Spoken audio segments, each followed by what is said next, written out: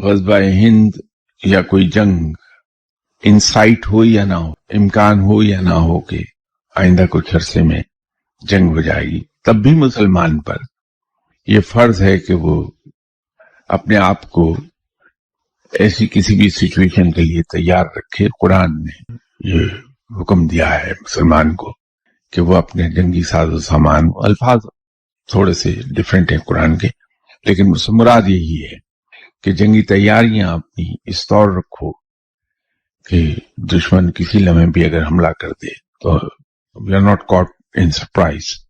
लेकिन एक बात हमें जरूर ज़हन में रखनी चाहिए कि जंगें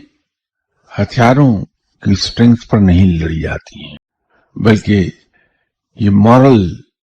स्ट्रेंथ पर लड़ी जाती हैं।